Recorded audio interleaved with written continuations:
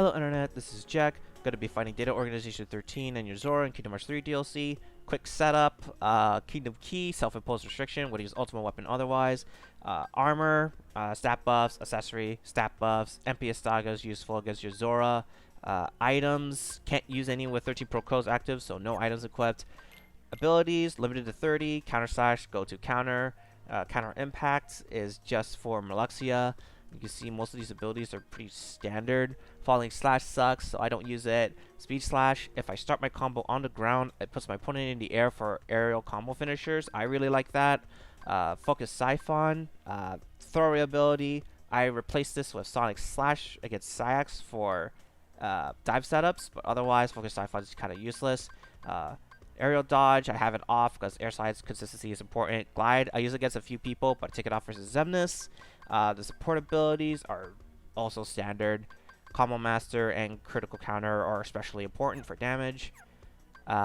Cuisine, don't eat anything. Magic setup, this is for Marluxia, Yozora, Vanitas, and Saix. Those are the magic that work against them in that order. And just a quick showing of the stats. 0 defense because of 13 pro codes, level 1. And that should pretty much just about cover it. I'm going to start this with Luxord. So Luxord is a simple fight compared to the other organization members. He can start the fight a couple attacks. This one he starts with lightning cards, which you can either use thunder or dodge to get around them. After the third pair, he's open for attacks.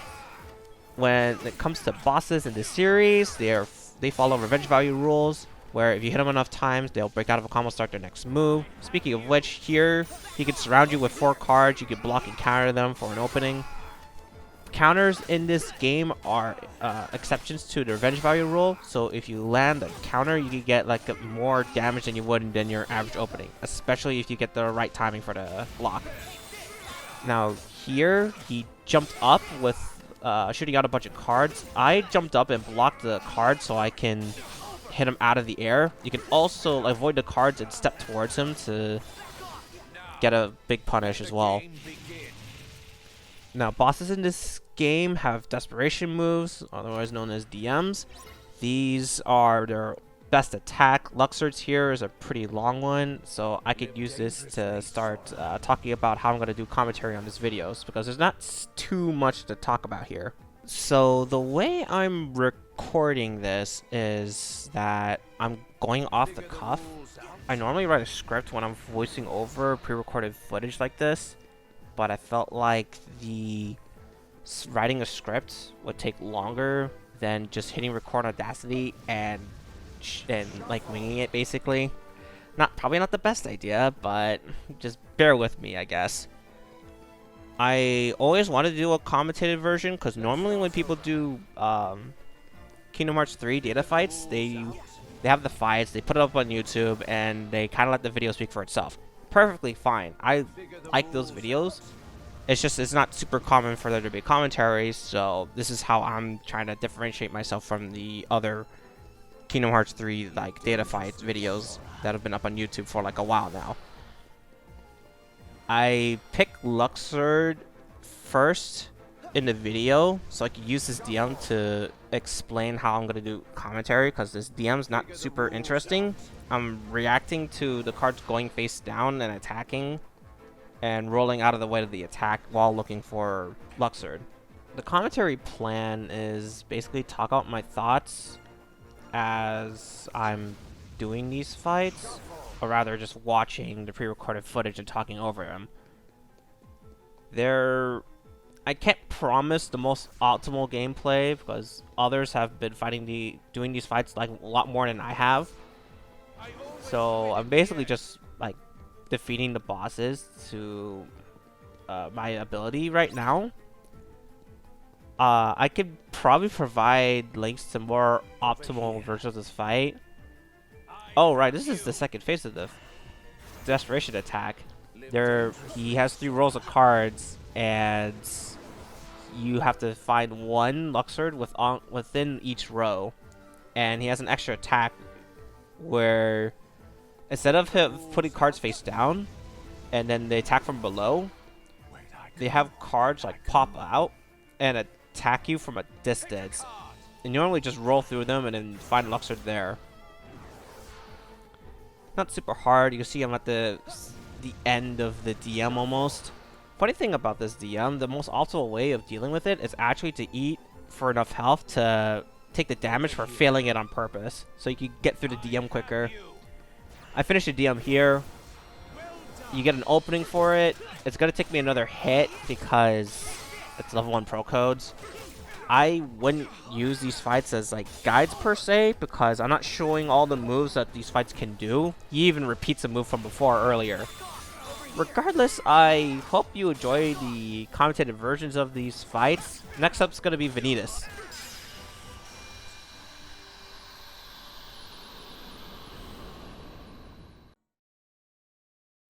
Vanitas is actually the first data organization member that I completed when this first came out like a year ago. He has 2 ways of starting his fight. Here he did the overhead attacks into the Blizzard Slash. You have to block and counter the Blizzard, otherwise you have to counter it slightly differently because it breaks your guard technically. He always follows up the first attack with these Pillars of Flames. If he did the Blizzard attack before these pillars, then he's gonna do the Blizzard attack after the 3rd pillar anyways. The other way he can start this fight is with the sword beam attacks. Here he does like teleporting slashes. This is where Eroga comes into play. You can use it to interrupt him for an opening. Don't really get a big opening compared to some of his other attacks, but it's better than letting him get away for it free. You can see the sword beam attacks here, the other move that he could start the fight with. You can block and counter accordingly. When you see him dodge to the side and start it up, you may have noticed that every time he hits his revenge value, he teleport slashes before moving away to do his next attack. These fireballs, you have to block accordingly, and that specific fireball, that's when like the opening for the attack is. Otherwise, you have to deal with extra fireballs and you don't get an opening. So be aware of that one. Right here, you can interrupt this attack by stepping over to him and just hitting him out of it. You'll see me do this again in a bit because his DM starts the same way. So right here, he does the sword beams attack. If you interrupt him out of the Keyblade riding, or you just hit him afterwards because you can just avoid the attack and get an opening out of it, he starts the pattern a little differently. He does the move he didn't do at the start of the fight, and he follows up with pillars. And because he did the sword beams before the pillars, he's not gonna do the ice attack. So I just wait for him to land and then like hit him accordingly. At around 6 bars of health, he starts his second DM, or his main one rather. You can interrupt him out of it just by stepping over to him in time. This is the start of phase 2. And however he starts it kind of depends. Here he does pillars again.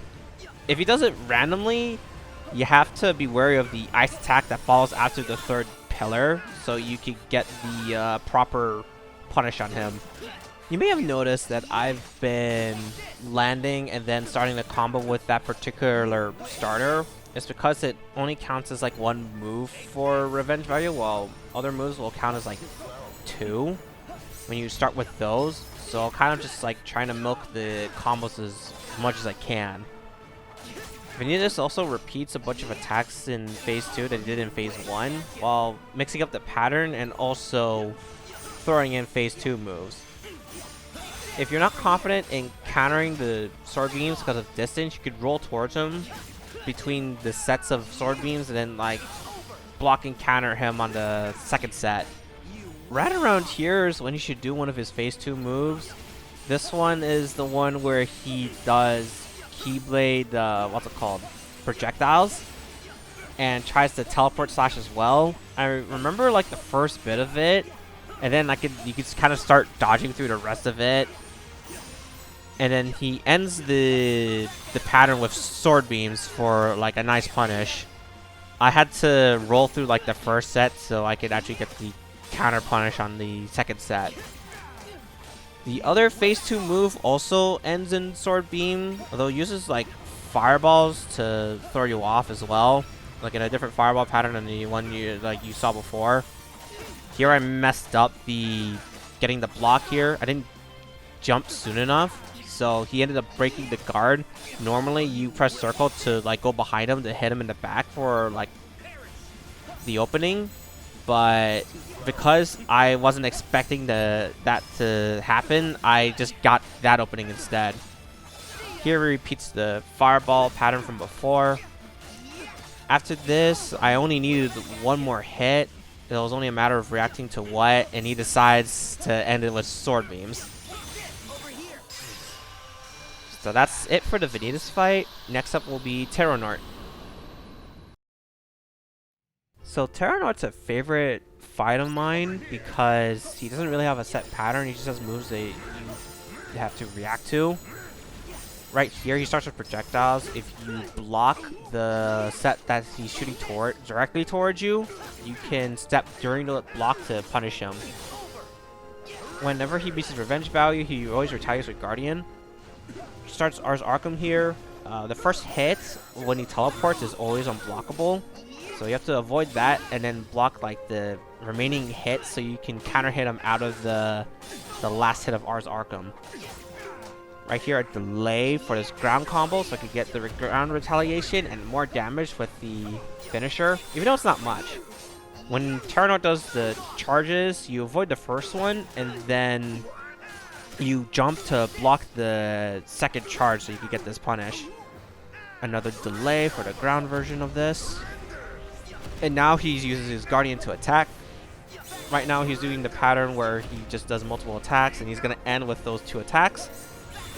You could delay the counter a little bit so you could get the counter hit there for a little more damage than the other opening you get if he did the light pillars from the ground. I avoid the air retaliation because I want to get that finisher in as he's retaliating out of the combo. So this is his phase 1 DM. He has all this energy around where you have to avoid. The 2 circle around in a pattern while the Guardian attacks you from a distance. You can avoid them like how I'm dodging here, and then avoid the last slam attack. So that ends the DM. Now he starts to repeat the phase 1 attacks. When he's using phase 1 attacks, that's because he did Ars Arkham here, he's not going to be able to do Ars Arkham until he attacks with Guardian a bunch of times again. So I know he's either going to do the projectiles like he does here, or he's going to do the charge attack, which he'll do next time because he did Ars Arkham first and the projectiles the second time. You can probably tell that it doesn't have too many moves in phase 1. The thing that can make him tricky at times is realizing that he doesn't have a set pattern and he can use any of these moves in whatever order he wants. You kind of think of them like sets of 3. And then after each set, he attacks with Guardian a bunch of times. Like right here, he should start to attack with Guardian again. He does the same... Oh, this time he does like the other pattern for the Guardian, where he shoots up the pillar. And then after that attack, you can hit him. Sometimes you want the other opening because the other set of Guardian attacks gives you like an actual counter hit, while this one doesn't. This is his phase 2. His Ars Arkham becomes mostly unblockable. You have to dodge in a pattern. And this is a tricky punish because you need to like roll and then move like in a perpendicular angle so you can like block like the second to last hit. So you can hit him out of the last set of Ars Arkham. It is not an easy punish, but letting him get away with it is not something you want to do. He also does the projectiles a bit differently. You can see he does like 3 in that same pattern. I don't know how to actually punish that, but he doesn't really do too much afterwards besides like use his Guardian attacks again anyways. And here I get the pattern where he ends in that attack, so I could get the counter hit for a lot of damage. Phase 2 is similar to phase 1 in that you could look for a set of patterns.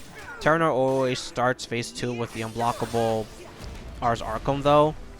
And he also has this move where if he charges for the sky, you could block for a counter. If you avoid that attack, he goes into phase 1 Ars Arkham, if I remember, and you have to deal with that accordingly. Phase 2 moves reset every time he does a second DM. You can see he still has like phase 1 projectiles because they're returning to him. I missed this punish because I didn't believe in it, and even if I hit that punish, I would not be able to defeat him in time before his second DM comes out. This DM is similar to phase 1 DM, where he has Guardian shoot projectiles at you. You dodge him the same way you do phase 1, although Terranort shows up to add more projectiles. Block and dodge. To avoid that, he shoots him in a circle. Dodge, block, dodge to avoid everything. Dodge the Guardian one more time. And then at the end of it, it ends the same way. You have to dodge the slam attack. And after every second DM, he goes into the unblockable version of Ars Arkham. It's still hard to punish because you have to position yourself right to get this one block here. The way I do it is that when he gets to that part, I start moving like perpendicular to him so that he whips his first attacks and then I can get the block on that attack. I managed to get enough damage here to finish the fight. That's about it for Terranort. Moving on to the next fight. Larxene is a really great fight in this DLC. However, for better and for worse, she also attacks in a set pattern. She always starts with the knives attack into throw knives, which you can punish by blocking and moving behind her at the right time. There's plenty of ways to abuse the AI in this fight, although I only learned about them after completing it. Right here, she always does pillars after that attack. She always throws 3 pillars, and then you can attack her after the 3rd. You can still see that I'm letting the boss land so I can get that specific combo so I can milk the damage. Right here, she always does those 2 attacks, and then like she sends in the pillar at the end of it. You can punish her after dodging that pillar. Use an air slide to get the distance. Right there, you can already see that she's starting to repeat attacks. Punish her the same way as before. And with that, you can also expect her to do pillars again after she breaks out of this combo.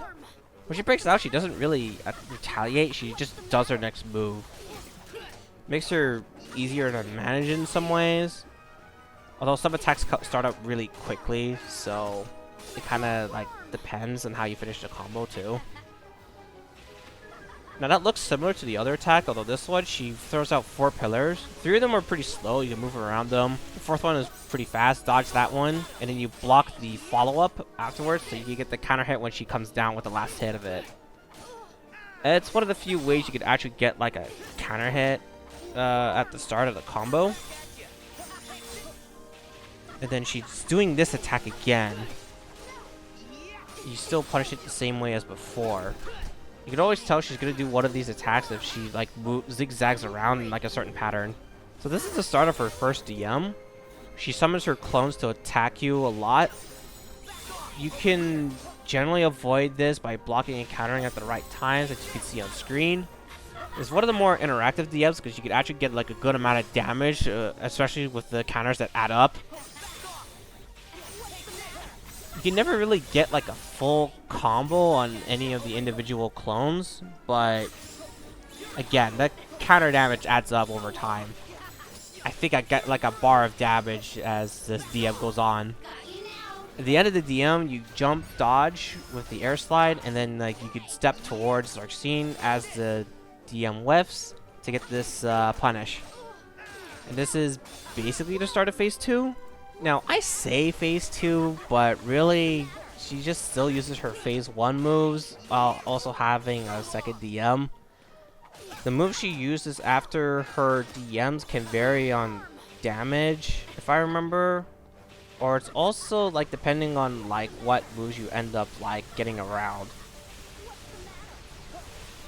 Most of these moves are pretty reactable, and you want to see that move especially because you get a counter punish. After this will be the second DM. You have to. She still summons clones, but you have to avoid it differently than the first. So summons 4 clones. You have to block the 4 clones, dodge the unblockable, block more clones, avoid that unblockable, and then she summons 5 pillars. You have to air slide past those, and then like you double jump, air slide to avoid that AoE again. So you could also like avoid the pillars that show up as well, because you can still see during like the end of that DM that there are still pillars around. That's attack that you didn't see earlier. That's an unblockable, although if you attack before it comes out, you can have her stagger, so you can actually punish her. Now I mess up here a little bit. I did not react to this on blockable. I could have hit her out of it so I could get a punish quicker, but instead I have to block out this entire sequence. And then she goes into this, which is familiar. She's done it before. I could dodge the pillar to get this punish. Although I ended up starting this combo with the aerial spin attack, which adds a lot of revenge value. So actually ends up popping out. I got lucky with the air slide. It's a block counter.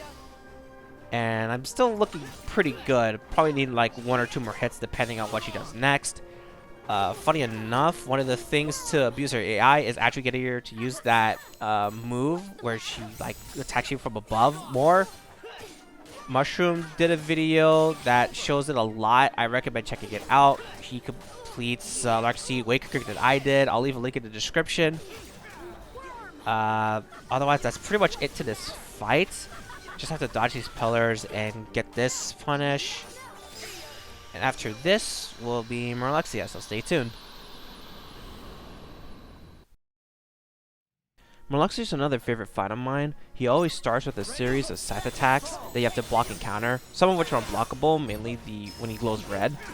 I switched to counter for this fight because there's a move later on that the counter is better for, rather than using the normal one. Right here, after he teleports after reaching his revenge value, I attack him early so I can get him to use his attack sooner.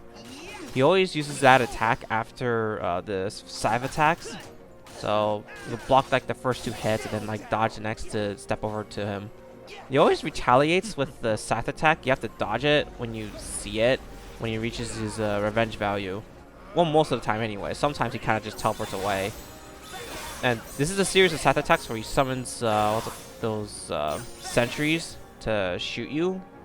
This is where the counter comes into play, because the counter like hits all around Sora, so I can like blow up all the sentries before Marluxia makes himself vulnerable. You could always react to Marluxia either teleporting away after reaching his revenge value or going for a retaliation attack. Either way, if you see Marluxia sort of walking around slowly, you can attack him quickly, air slide away to like bait out his attack, so you can deal with it accordingly, like so. He's also repeating attacks already in phase 1. I don't mind it too much because his phase 2 starts rather early in comparison to some of the other members. It kind of makes this part of the fight feel like a warm-up to like the main part. I also don't really know how to get a punish after this move, because there really isn't much room to like do anything. He has an unblockable scythe attack in those 3 small pools. Here he has like summons the 4 pools, tries to drag you into them. I air glide to like not get dragged in. Others have gotten away with air slide to just like maneuver out of the way of those. And now this is like the start of his phase 2. Here you can see the return of the Doom counter. You have to deal with his armor before the counter runs out. You have plenty of time to do this. He does a set of scythe attacks again. This time he summons a skull in the middle. You can step through it to like get some damage in. While he has the armor up, you have to cut your combo short because his revenge value either builds a lot faster or like is a lot smaller than usual when he has the armor on. So you don't want to get caught during in the middle of the move while he retaliates after reaching his revenge value. And then here I cut the end of that like in the air so I could get another extended punish. Others have definitely cut that off like later after getting like more hits in. And this move is where fire comes in, because when he does that move, he gives himself like more armor, but you can get rid of it immediately with fire and get a punish off of it. You can kind of see how long this fight can get. especially since like he started his phase 2 rather early, and even though I got like a good amount of damage during the DM and shortly after, he's like only now like below half basically. He's also still using like plenty of moves from like phase 1. I was kind of slow on that, although with that move you can afford to be slow because he gives a rather like significant opening for it. And now he also like uses like scythe attacks a bunch, and when he summons the pools after, the floor basically becomes lava and you have to like step after to like get a punish for it. You'll see that move come up again later. Speaking of that, repeats this move. Now he summons the sentries again. The sentries are the main reason why I switched to counters. There is a way to abuse it with the normal counter, so you can get more counter hits while like attacking him here. I'm not particularly good at that, so I just like settled for switching out the counters to make it easier on myself. Marluxia has another move where he can draw you in with his scythe and try to hit you with an unblockable. That's also relatively easy to punish once you see it. I didn't see him use it this run in particular. Not sure why, but it's another move to look out for when you're fighting him. Phase 2, he'd sometimes summon like the giant pool. Anytime you see this, you know that the skull's gonna come out of the ground. And anytime you see the skull, you can of course step through it. It's not that dangerous of a move outside the DM, because he always just goes for like the same like scythe attacks as he like did initially, and then just teleports back to the middle with the skull on top of it. Nothing too extra about it. In regards to blocking that attack, one thing that sometimes I mess up on is when he like starts attacking you with the scythe, there's like a little gap in between that and the final scythe attack. I sometimes mess up getting the critical counter on it because of the timing on it. There are plenty of times where I get it, but sometimes I just forget about it and then just block it normally instead of with the critical counter. Luckily, I had the MP come back so I could get rid of the armor here. If he had the armor and I didn't have the MP to use fire against him, I would have had to have dealt with the armor and just not be able to attack him. Now we're at the second DM. He always ends the fight with this. He sets another Doom counter, starts at 99, ticks down way faster than the first one, and you have to deal with the fury of scythe attacks while he has armor. I think you can use fire at some point. I don't remember when. And I also just dodged through most of this just because it's not too difficult to, even though you can block some of it. Step over for the kill, and we can move on to the next fight.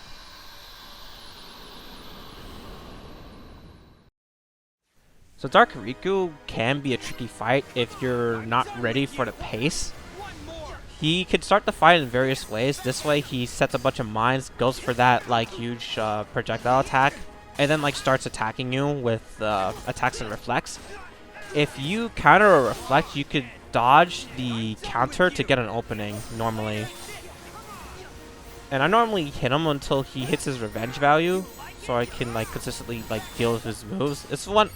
There's other various strategies to deal with this stuff. I normally like attack at certain times so I can like bait the reflect I know is coming. And sometimes he can also be vulnerable when you counter that attack. I also like mess up at the beginning low-key because normally when he does that attack, if you move forward and like block it close enough to him, you can counter him out before he starts his next part of the attack. There's a lot of openings to take advantage of in this fight. Now, Riku's one of the fights that uses his desperation move liberally. And this is how I normally deal with it. I just block and counter some of the stuff, reposition when I need to. It's kind of hard to describe all of this at once, so this is a really quick DM. There's a lot of stuff going on in it. At the end, you have to make sure you time the counter so you can actually like hit him out. And then when you do finish the counter, it's always best to like air slide away so the unblockable lightning can dissipate, so you don't have to get hit by it randomly. And even with all of that, he's still in phase 1. He kind of has a phase 2, although it's when he gets like below half, I think. I don't remember. Someone could correct me on that one if they know better. There are also some times when you actually counter that attack where he actually flinches. I normally like dodge after doing the counter, so you usually just do the counter, and if he does get hit and you dodge anyways, you can always wait for the lightning to dissipate and then like confirm the hit. There's also ways to abuse the mines to get extra counter hits. I'm not particularly good at them. I am interested in learning how to use those later. Right now, I'm just happy with getting the punishes I'm getting right now. He also has times where he like puts up mines in that weird pattern. When he does, he's about to throw his Keyblade. It's unblockable, but when he does throw that, it's basically a free opening when you step through it. So take advantage of that. There's, again, other ways to abuse it. Sometimes he even repeats it. I don't even think he has a set pattern. Sometimes he repeats moves. Sometimes he like uses different moves at a time. However the case, anytime he sets his revenge hour, he always starts with that, and then what's it called, goes into like his next move. Now it's the start of his phase 2. You already see that he's kind of mixing up his like reflect and like attack patterns. I wasn't ready for that reflect initially, so I had to like just bait it and just like back off basically, and then like wait to see something recognizable. When he starts doing like these set of attacks, I sort of just like wait, dodge and wait this out until he does that attack again, so I can get like a nice critical counter on him. It's better for damage, and I don't have to worry about like trying to hit him during a reflect with a counter just to like bait it out. I do have a set timing for when I do the counter into roll into air slide. The counter timing is so I have a chance of flinching him depending on what move he follows up with after that dive attack. If he gets hit by it, I can avoid the lightning and then punish him afterwards, because the counter still leaves him vulnerable anyways if you hit him. If he doesn't flinch, you still have to avoid the lightning in general, and if you air slide too early, you could get caught by like the last 2 lightning because those track. So that's why I have like a specific timing for each of those counter roll into air slide. I really do enjoy this fight. You can set the pace either by hitting his revenge value or not, and there's also plenty of opportunities in his attack patterns to like either bait it, get his reflect out and bait it, or just like hit him straight out. And it's really fun to like find these sort of openings. There is one move that didn't get this show here. He throws his Keyblade like that, and then he like moves behind you and tries to attack you in the back. You kind of guard and punish that one. That's like the only move I don't think I was able to show here, because I don't think again, he doesn't have a set pattern, so like it's hard to show every move in some of these fights. That's really about it for this fight. I finished off with this counter here. We're gonna move on to the next one. Xigbar has seen a lot of optimization lately. Like, I finished this in like 6 minutes, while the optimizations break it down to like close to like 3 minutes, like half the time. It's actually crazy how much optimizations was going on in this fight. He always starts with that pool in the middle to avoid you getting close per se. There are like a couple of opportunities you could use during this like part of the fight to like get hits in. It's nice to have the ability where you can whiff attacks, so you could use some of the ones to like get closer to him even though he's like full screen away.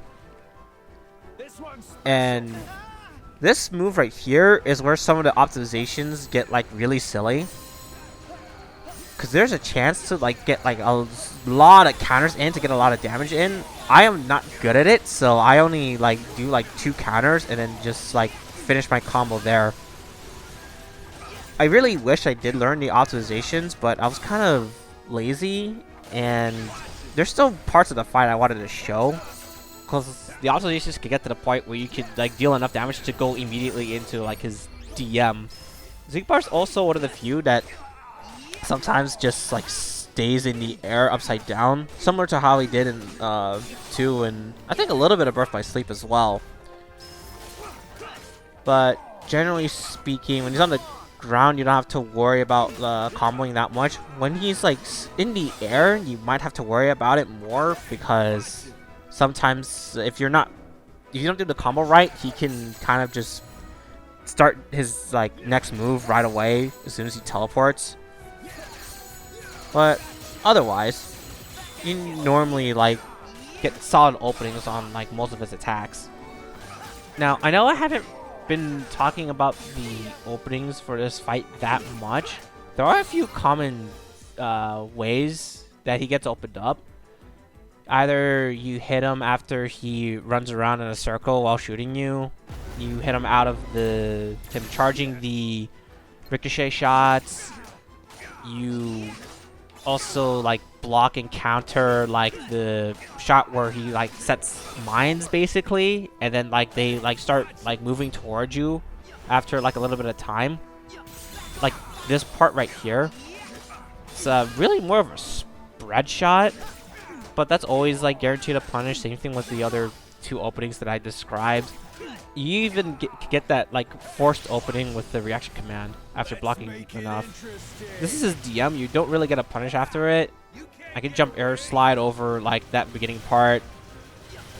Dodge roll the unblockable shots when like at proper timing. I usually wait for them when they shoot up, and then like you jump air slide through that later part, and then right here he just starts tracking you and starts shooting a bunch of like shots that like fall up and down. You kind of just run in a circle to deal with it. And then after that, it's like phase 2, where the only difference is where he uses one of the shot where he like shoots a huge shot into the air and it just rains projectiles. That's basically the only difference between phase 1 and phase 2. Now, there are definitely ways to optimize this fight a lot more than I'm doing here, as I said earlier, especially with this rain attack. I will link 2 videos showcasing them a lot better than what I'm able to do, because the optimizations can get really insane in terms of damage. By the way, I actually am happy that the Speed Slash kind of sent Xigbar back, because the rain was still around. If I attacked him too much in one direction, I could have ended up in the rain. Granted, that could have been avoided if I had better optimizations, but what could I do, right? I also missed a few punishes here. The first one, I thought the shots were going to hit me. Another one, I wasn't ready for this ricochet shot. But at least he only did 1 ricochet shot, which meant that he was going to go into his attack where he runs to the side while shooting at you. And I can still deal with the ricochet shot. I was still in the air when he reached his revenge value, so he ended up like starting that sequence in the air. Thankfully, if you just wait on the ground, he like goes to the ground for this punish, which makes it a lot better for if you're also trying to do like dive setups or whatever. You may have noticed this by now, but I make sure that I finish my combos on the ground when Xigbar reaches his revenge value. So the next move he does is more likely to be on the ground. Makes it easier to react to the startup of some moves, and also gives me counter hits for some of the openings. Xigbar brings back the hole during phase 2. He does a different pattern than when he started the fight, though.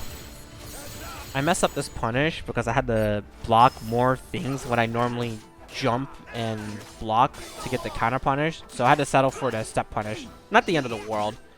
Now he does the rain move again. I forgot to mention this when he did it at the beginning of the fight, but I moved to a certain position and block, dodge, maneuver in a certain way so I can set Xigbar up to get this extended like counter punish.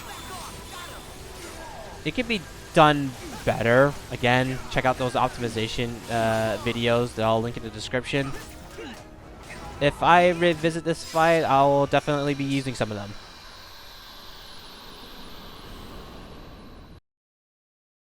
So there's a lot going on in this fight. I make a couple of mistakes, but I still managed to skip the DM. I really enjoyed how this came out, even with all those mistakes.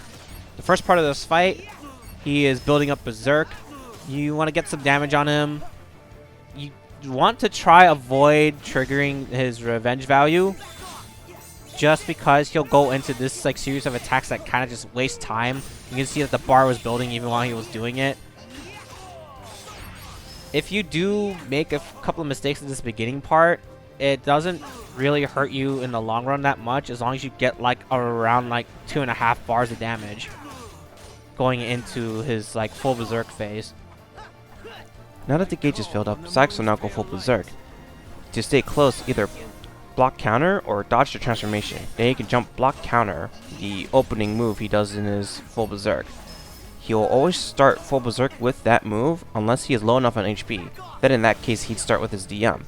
I'm going to be abusing that fact by dealing enough damage to Saix at this phase, so the next time he goes full Berserk, he'll still start with the move, but he'll also be low enough so I'll be able to defeat him before he goes full Berserk a third time.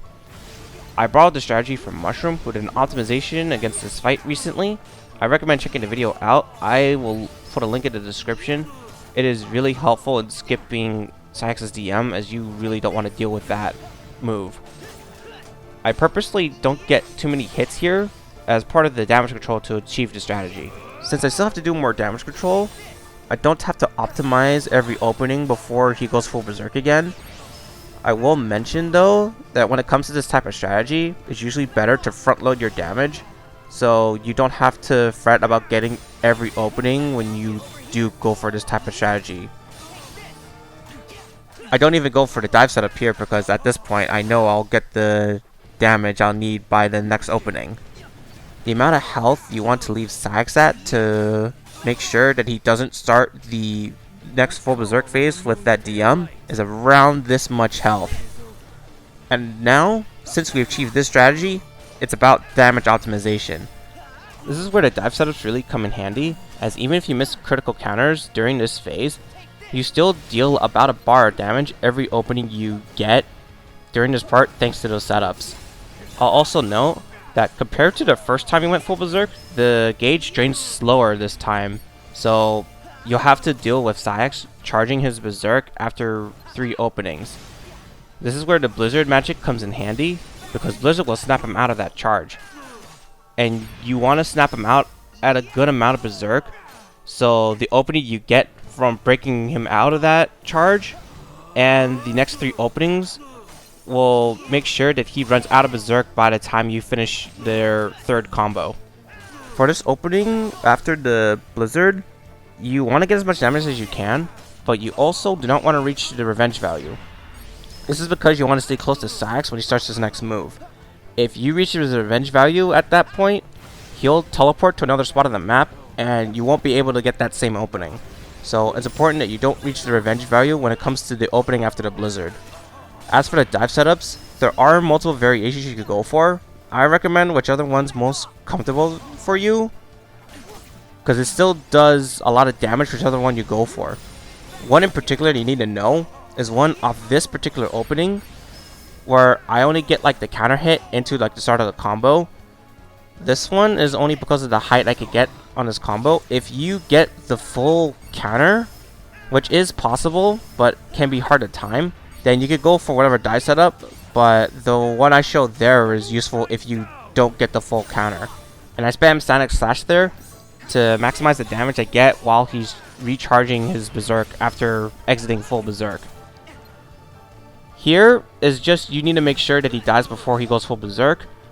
I managed to do it even though I mess up another dive setup.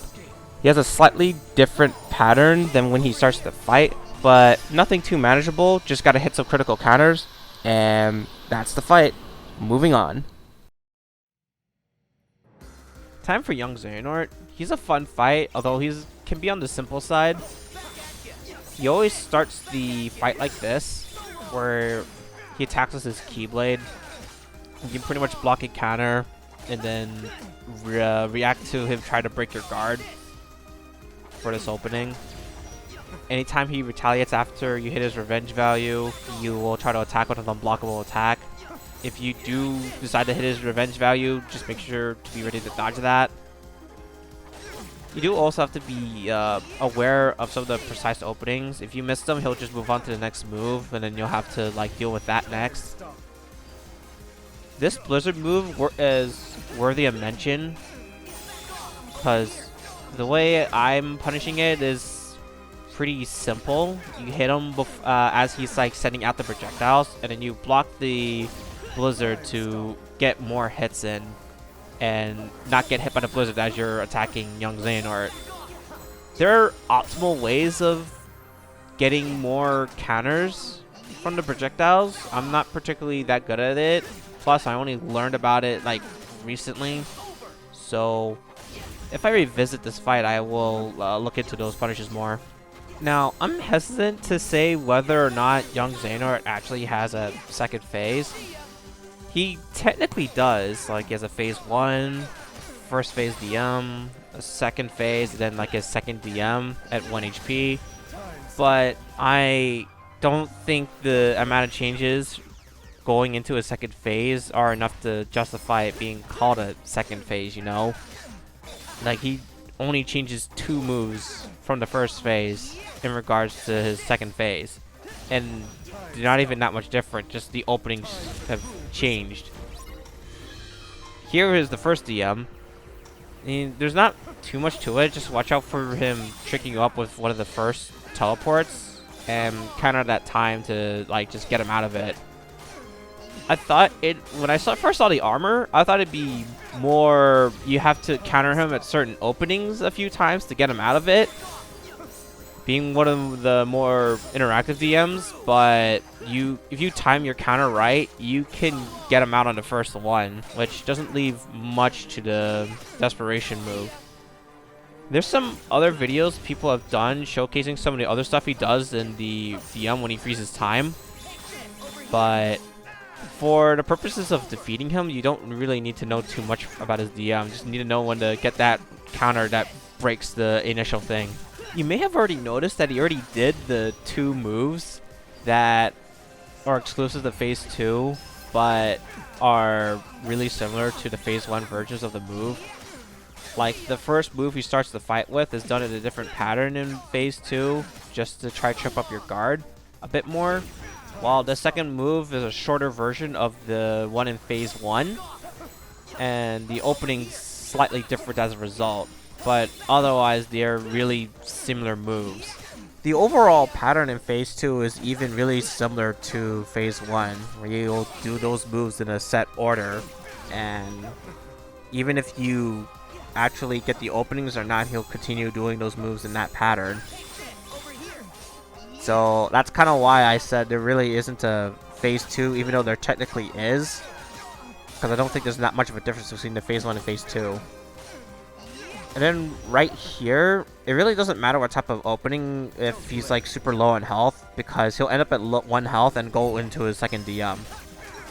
No, normally most people just like counter one of the hits and that's pretty much the end of it. I got a weird thing here. I don't know how to explain it. It kind of just happened.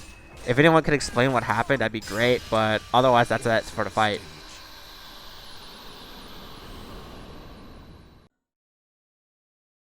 Admittedly, this is my least favorite fight amongst the Kingdom Hearts 3 data fights. It's still a lot of fun, especially when you can get openings like this, where you turn the camera around, have Ansem spawn at a specific spot so your counters will reach, so you can get the double counter punish at the very start of the fight. It's just that there are some inconsistencies with the fight that I get annoyed at times. But otherwise, the openings that you can get in this fight are really fun. And it's an overall spectacle, so it's not like I hate the fight or anything. I still like it. It's just my least favorite amongst a bunch for small reasons. I want to note this particular punish. Normally, you would step towards him and then block to have him break your guard, and then you punish him afterwards. But you can also attack him from a certain distance to get the other counter punish, because it treats it like you actually got the guard, even though you were attacking him instead. I'm not super familiar with how that mechanic works, but you can get it consistently with that specific attack against that charge attack. Now, Ansem only has a few moves in phase 1. You see him repeating this one here. I mess up the spacing and don't get the double counter punish, so Ansem moves away and starts shooting projectiles. If this happens, you can step towards him at a certain time and block those projectiles for a similar opening. It's something that I would suggest avoiding if possible, only because sometimes there could be a mine that's left over and you have to be wary of it.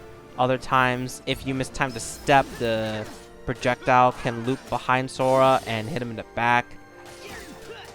Whenever dealing with that move, it's always best to try set up the spacing for the move and then get the roll into double guard counters, so you can get more damage and have a consistent opening rather than rely on the projectile or getting like a weaker punish that you would normally get.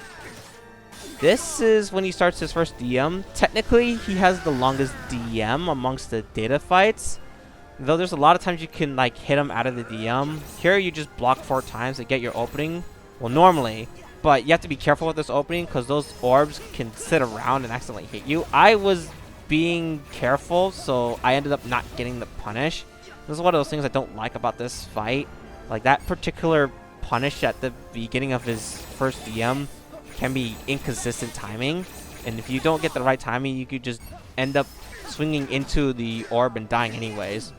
That's the only move that I find really inconsistent to get an opening on. Otherwise, most of the other openings are really consistent in this fight. This move is when his phase 2 starts. He will try to attack you with lasers as he draws you in.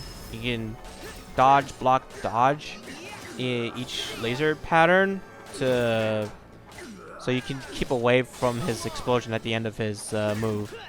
Now here, I normally go for the step opening just for consistency's sake. You can technically attack into the laser to get a counter punish, but I am not consistent at getting the spacing to get the right attack for it, so I go for the step punish instead, just to avoid randomly not getting the right move to get the counter punish. He does repeat a bunch of phase 1 moves here. He just has the draw attack and that other attack you saw earlier to add to his phase 2. You probably noticed this by now, but sometimes the openings on counters against Ansem can be awkward because one of the moves will miss. It's not a big problem since you'll still get full damage. It only comes up if you're going for dive setups and you need the height to get the dives. But under normal circumstances, like, the punish that you get for counters against Ansem are just fine, even if one of them whiffs, because then you just still have your combo damage at the end of the day. Now, this is one other move that he does in phase 2. He'll set up lasers, set up the puddle trap. You need to get to the point where he sets the mines up, and then you can use the laser to block it and then get the counter punish for this move. It's important to step just before the laser comes back to try to hit you, so you can get the punish. Alright, we're pretty much at the end of the fight. This is his second DM, and he'll stay in this DM for the rest of the fight. You can interrupt him a bunch of times. This first opening, you have to deal with the orb fireballs. They are different than before. The first one will fire more on the ground, and then like the orb will try to attack you. The orbs are unblockable.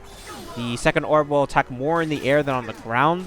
You can step earlier through the second orb than I did here to get the opening. I tried to block the fireballs in the air first, but they didn't end up hitting me, but I still had time to step through the orbs, so it works out. And then this orb attack, you dodge through them. It's reminiscent of G-Drop Distance. When he summons his orbs, that's when he'll stops attacking and you can get an opening. I step towards him again, so I don't end up getting hit by the orb by accident. Something to always keep in mind during this DM. Here he combines the laser and the orb fireballs to try to open you up. You can pretty much just block through most of it and dodge through the orbs to get this opening. I ended up finishing the fight here. He'll continue like moves from like his phase 1 DM and like his second phase if you don't finish the fight here, but otherwise that's pretty much it to the fight.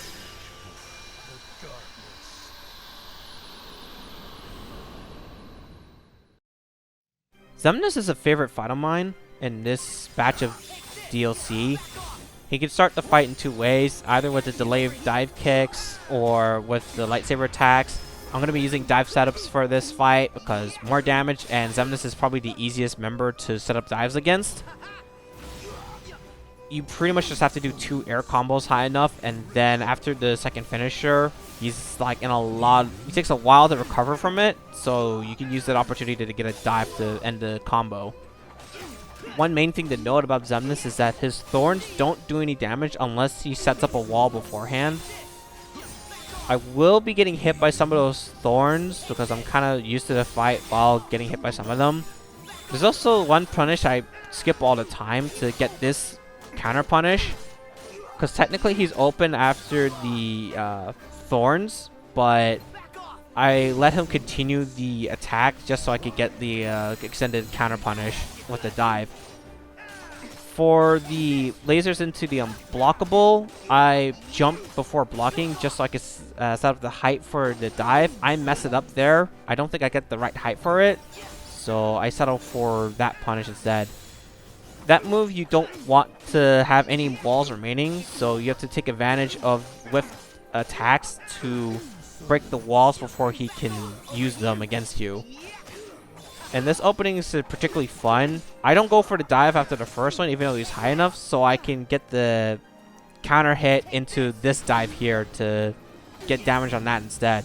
Because it's hard to set up if you guard on the ground for the counter. And that was the lightsaber attacks that he could also start the fight with. However, he starts the fight, he still has the same pattern afterwards. He just can sometimes start the fight differently, depending on what he wants to go for. Like you can see him repeat the thorns and orbs attack here. I actually like skip out on some damage there because his DM starts at a certain HP, and I want to get like the big counter punish on it, so I kind of only get a few hits on one of the punishes just to get this huge dive punish, so I can start the DM with Xemnas at less HP. Xemnas' DM is one of the coolest in the game. He has one particular opening at the start of it. You have to block certain attacks and dodge the thorns to get this opening. And when he whiffs that attack or he spins up with his lightsabers, that's when you can attack him. I try to set up the dive, but I either double jump too late or I dive too late, so I end up missing out on dive damage. Not the end of the world though, it even works out in the end. Otherwise, it's basically just going to be blocking, countering from here. I don't bother dodging the thorns at this part of the DM because the opening you get from dodging these thorns is not enough in my opinion, and I kind of just want to get through the DM a little bit quicker. I do get counter damage I probably wouldn't have gotten otherwise that might make up for it, but I'd have to look into how much the opening you get gives versus the counter damage you can get while just blocking and countering during this part of the DM. One thing to note is that when you block all these lasers and the DM finally goes away, you have to shake the stick just to make sure you can dodge the unblockable in time. That's basically it for that DM. The phase 2 is mainly his phase 1 moves, but now he uses his thorns even more, which throws off the patterns of the moves. You can dodge the thorns to get patterns similar to phase 1. I'm used to the phase 2 patterns with the thorns, and since the thorns don't do any damage without the wall, I'm comfortable just like dealing with these phase 2 attacks. Whether or not you want to deal with Xemnas' phase 2 by either letting the thorns hit you or dodging the thorns is up to personal preference. I don't particularly mind getting hit by the thorns in this phase because I'm used to the fight while getting hit by the thorns without the walls up. I haven't learned the pattern for when you do decide to dodge the thorns. I might revisit that later because I think that would be interesting for either better punishes or for a quicker fight near the end. But otherwise, for now, I'm just letting the thorns hit me in phase 2, as long as there isn't a wall up. Phase 2 also only goes on for like a set of moves. Xemnas decides to use his DM after a fair amount of them. And after his second DM, he sets up a bunch of walls, which you don't want to deal with. I don't think I've seen footage of anyone actually dealing with all the walls that show up after the second DM. It's best to defeat Xemnas before it gets to that point. For me, I managed to defeat Xemnas before it even gets to the second DM, thanks to the damage I did with the critical counters and the dive setups. There really isn't much else to say here, so we'll just end this off with the dive finish and move on to one of the harder fights. If you told me to only pick one data organization member as my favorite amongst those members, I would pick Xion hands down. I really enjoy what this fight has to offer, on top of the spectacle Xion provides, especially in her DMs. Sure, Xion attacks in a set pattern, but I believe that's a nitpick in the sea of good design that this fight has to offer. There are times where you need to make sure you get certain openings, like this next one coming up, because if you don't get certain openings, she'll attack more than you want her to. You end up blocking her a lot more than you'd ever want to. But if you get those openings, the fight doesn't drag on longer than it needs to, because this can be a long fight, especially since she has two different DMs, one that she can use multiple times. Now right here, I end up letting go of some damage. I'm not sure if it's the most optimal way of approaching the fight. The thought process is that I don't want her to use her DM, because she uses her first DM if you like get more damage on this particular bar of health. Unfortunately, she also uses the DM later anyways, like at least twice. So I don't think it's worth losing out on the damage if I'm just gonna deal with the DM twice anyways. But by the time I realized this while fighting Xion, I was used to the strategy, so I ended up sticking to it anyways, even though it might have not been the best idea to stick to the strategy. Definitely something I'm going to be looking into later when I end up revisiting this fight. It'll probably be the first fight I revisit amongst the data organization members later. When you see this particular Keyblade rush, you'll know that she'll go into her first DM after a few more lasers. She'll put on some armor and you'll have to deal enough damage to get her out. I wish some of the other organization members' DMs were like this, where you have to deal with this armor instead of immediately hitting the opponent out of the armor with the first counter. The step in between the combo was to make sure I got that extra damage in before she continued her DM, because she falls faster with the armor on. With this amount of damage, I don't have to worry about adding in more counters before I need to, because I essentially want the second counter to break the armor and get like the last hit of it to hit Xion to add on to like her actual health bar. This is the point of the fight where Xion starts using her phase 2 moves, at least for me. You don't want to try blocking that particular Keyblade strike, because there's a chance of it crossing up at certain spacings. So you'd rather just dodge and then block the lasers that show up right after to get the counter punish. It's a lot safer and more consistent than trying to block that Keyblade strike. This phase 2 move, on the other hand, is pretty simple. You can just block it out until your guard is broken, and then teleport behind Xion to get this punish. This is the point of the fight where Xion will use her phase 2 DM. This is her main DM. It's similar to the first in that you have to counter her enough times while she has her armor up to break her out of the DM. The difference is that she starts using a lot more lasers and attacks with a new set of moves. She also has these additional lasers that start in the edge and move towards the center and then spread back out to the edge. You could either block those early and then block the other lasers that Xion adds, or you could position yourself so those lasers won't hit and then just block the lasers that Xion adds to avoid that particular part of the DM. After you break her out of her second DM, she's open for an attack. And for me at least, she actually starts her pattern that goes into her first DM again. When I noticed that Xion started using her first DM again after their second DM when I did this strategy, I had to ask myself whether the strategy at the beginning was worth it. Losing out on some damage so I didn't have to deal with the first DM until later. It's something I definitely have to look into.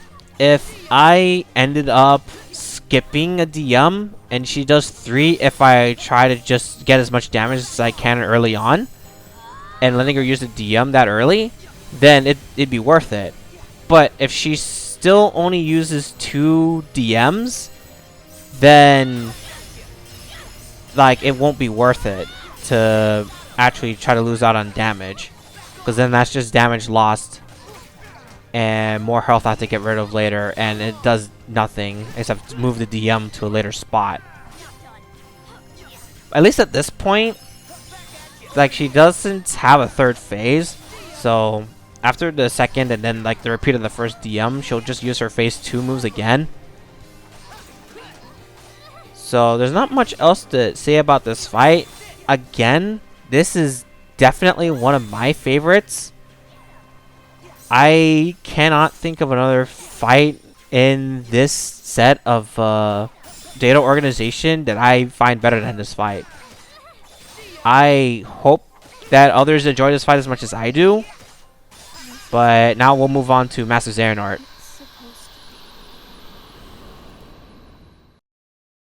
Master Xehanort's a really cool fight overall, even though he has a set pattern for his phase 1 and phase 2.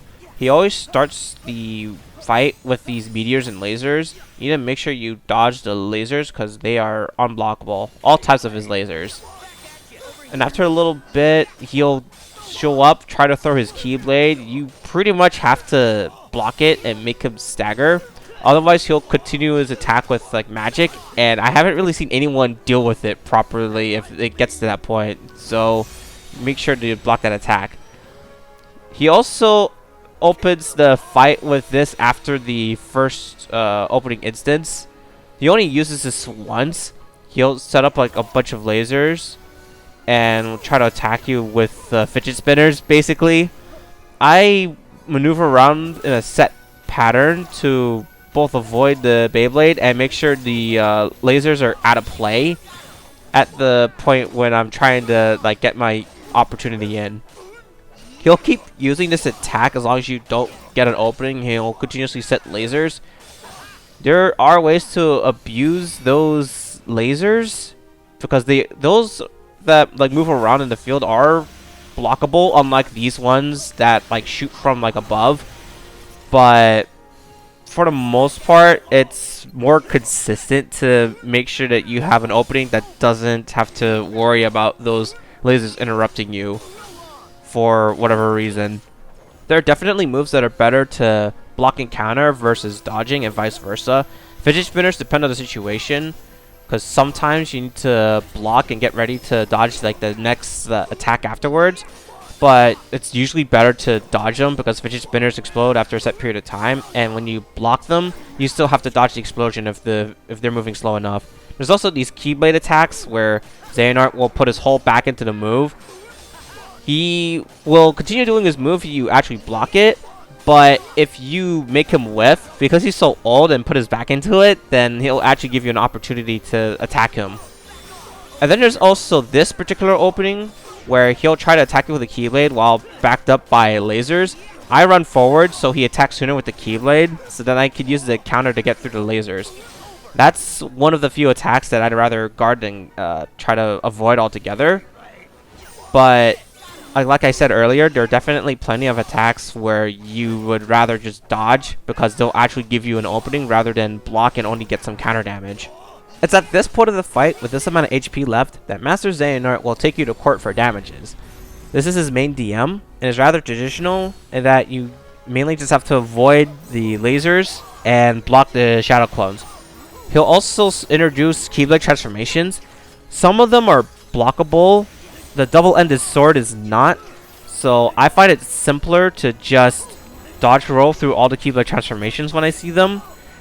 You don't really get any reward for blocking the blockable Keyblade transformations anyways, and the timing to dodge the Keyblade transformations are about the same. So I find it simple in my mind to just dodge through all of them. At the end of his DM, he'll go into his next move, which is the 4 lasers. On the 4th one, you want to step towards Xehanort in time to get this opening. You want to time it so either the laser fires at your previous position, or if it looks like it's going to hit you, the step will keep you safe from the laser. And then this attack, he'll try to attack you with a combination of the laser and fidget spinner into a Keyblade transformation. You want to make sure that the laser and the fidget spinner attack around the same time, so you can avoid them with one dodge roll. So you can dodge roll through the next Keyblade transformation attack and get your opening. Naturally, Master Xehanort will still use his Phase 1 attacks during Phase 2. The main additional moves that he has in Phase 2 are the Keyblade transformation attacks and that combination attack from earlier with the laser plus fidget spinner. Otherwise, there isn't too much else to this fight. The Keyblade transformations are simple to dodge because, again, they all have similar timing. The most he'll do in a row is about 7. Sometimes he'll end it early. After the 7th one, if he gets to that point and reverts his Keyblade back to normal, that's when he'll be open for an attack. He also uses this meteor attack from the opening once more in the fight. I don't remember if he repeats it if you let him get to that point, but anytime you see those meteors attack, he'll always try to throw his Keyblade at you, which you can block and counter for a big punish. There isn't much else about this fight that I want to talk about. I do make one particular error very soon in regards to these Keyblade transformation attacks. I forgot that sometimes he ends this sequence after the 5th instead of the 7th. So I attacked too late and ended up missing out on damage and letting Master Xehanort start his next move as a result. It's a minor mistake because I could still finish the fight no problem. Just wasted some time losing damage out on opening. I left mistakes like that in for this fight and the others before this one because, again, they are minor, and also I don't mind showing people that you don't have to be perfect against these fights in regards to getting every opening possible. You just need to be able to get the openings that you can, and you don't have to worry if you miss an opening here and there. It won't be the end of the world. That about covers it for all the data organization fights. The next fight will be Yozora, which is probably the best fight in the game. I hope this fight in particular serves as a precautionary tale of, if you are old, don't overexert yourself.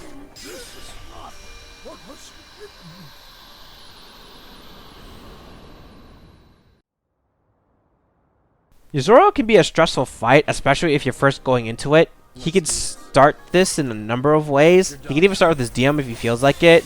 Here, he starts by trying to steal my Keyblade. If he goes for this, you can use fire to try get an opening.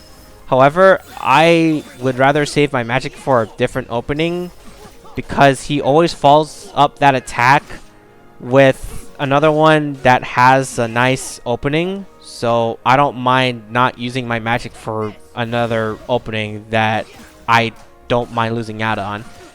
I will also be using dive reset setups. The basic gist of it is that Yozora, when you counter him high enough in the air and do your combos and finish your combo in a certain way, you can not only set up a dive attack, Yozora also stands in place and then falls to the ground, which for whatever reason resets his revenge value. So when the dive does hit him, it's basically a start of a new combo, and you continue getting combo damage for a lot of damage on one opening. This is the opening that you want to use magic against, particularly Thunder and Arrow. If you don't use magic here, you have to block out the rest of the sequence, and you don't get an opening, and Yozora moves on to his next move. Yozora also has a few armor moves. This one, he can steal your items if you have any.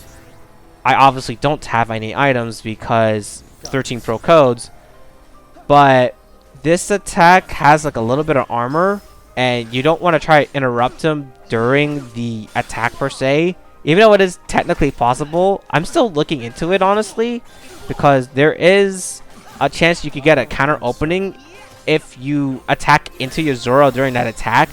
It's just really risky because not only does he have armor throughout some parts of the move, but sometimes you don't get the successful block and you end up just getting hit instead, which would suck. And it's too much risk for a run like this that I'm doing here, where I'm just trying to beat the fight. It's something I'd rather revisit on a redo, mainly because I think getting another counter attack would be nice to set up another dive reset.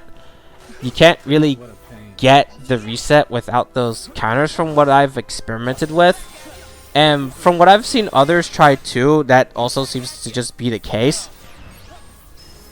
I also want to mention that Yozora does have some weird punishes at times.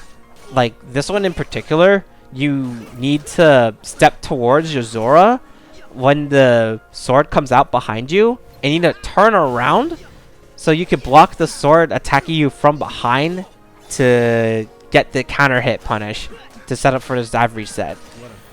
Yozora has a few attacks where you might have to do something a little weird to actually get the full punish.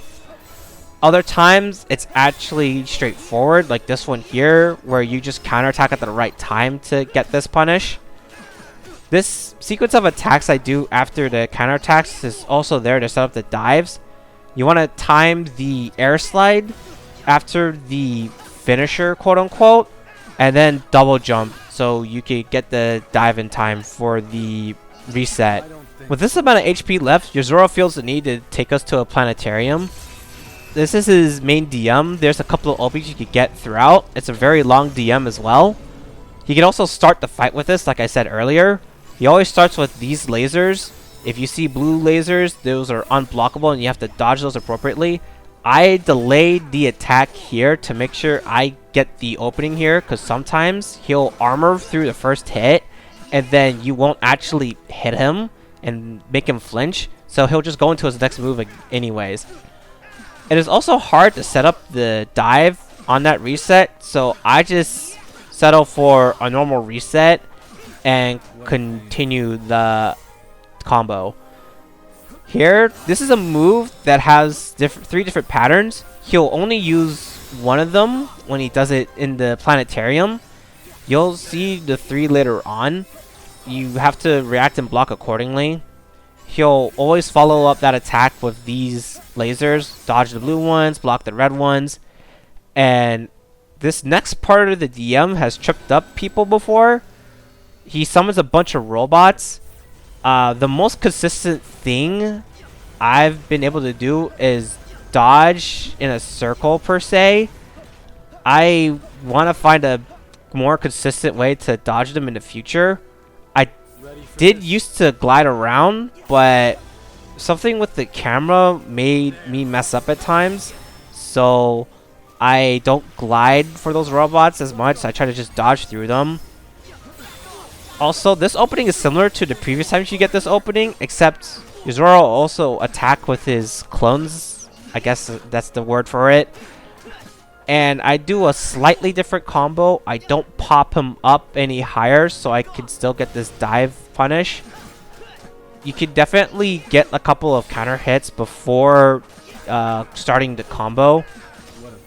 And that's the second opening you could get during this DM. Afterwards, you have to block all his clones. And then he'll break the planetarium and create a gravity well, or gravity orb per se, and try to attack you from behind. You want to dodge accordingly and then either air slide or glide away from the orb as it's trying to pull you in. And that's pretty much the end of the DM and the start of the second phase. This is an armor move that he uses exclusively in phase 2. To get an opening here, you want to block and counter him at the right time so you can get enough counter damage to break his armor. The way I've been dealing with this attack is I block until I see he's going to teleport and then counterattack his teleport approach, so I don't have to worry about getting tripped up by the teleports. The longer that attack goes on, the more he'll attack before he teleports. He teleports a total of 8 times during that attack, so it's nice to take advantage of all the extra attacks later on, so you don't have to worry about getting tripped up by the teleports.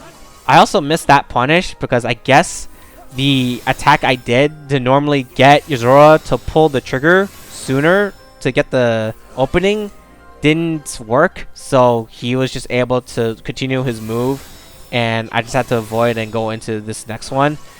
This move, he has 3 different patterns, like I said earlier. He used it earlier in his DM, except this time he uses the full assortment. If he uses one attack, he can't repeat it in the sequence.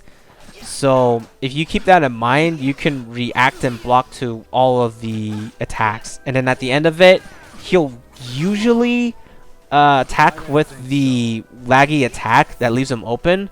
Other times, he'll try to run up to you and try to capture your Keyblade. This is one of the few moves that Yozora repeats in Phase 2. Some of his Phase 2 moves are rehashes of the first phase attack, where he makes the moves unblockable instead of actually blockable, noted by the blue instead of the red. There's also a variation of this attack that I got an opening on, where he'll go for teleport slashes after he tries capturing your Keyblade instead of going for the laser attack sequence. Whichever pattern he goes for there, the end result will be the same as long as you're able to block the summon sword that spawns behind you. I want to make note of this opening in particular, where Yozora attacks you while there are 3 unblockables trying to hit you. If you want to get the punish, you need to counter through the 3rd unblockable. If you just dodge that unblockable, you have to just let the rest of the move rock and not get your opening. If you want to get a punish there, you need to be able to time your counter to match the timing of the 3rd unblockable, so you can use the invincibility of the counter for it. The other move that he can use from phase 1 is the triangle prison. You still need magic for it if you want to get a proper opening on it. I am thankful that Yozora doesn't use this move too much. With the magic drain, you only get so many magic uses anyways, so it's nice to know that he doesn't use that move too often. And the DM kind of helps in a way, being so long that with MP Estaga on my accessories, I can actually recover my MP in time for the attacks. That pretty much sums up this fight. I would like to thank everyone for watching the commentary version of this fight. This was a project I wanted to do for a while. There's also a commentary absent option if you want to watch that one instead of listening to my commentary. I still appreciate everyone watching the commentary version. That about does it for this video. I'd like to use the chance to thank everyone for watching. This has been something I've been wanting to make for a while now. I'm going to be revisiting these fights in the future. Not sure when, but when I do, I'll probably make more content like this. Regardless, I hope you all enjoyed these fights. I will see you later, Internet.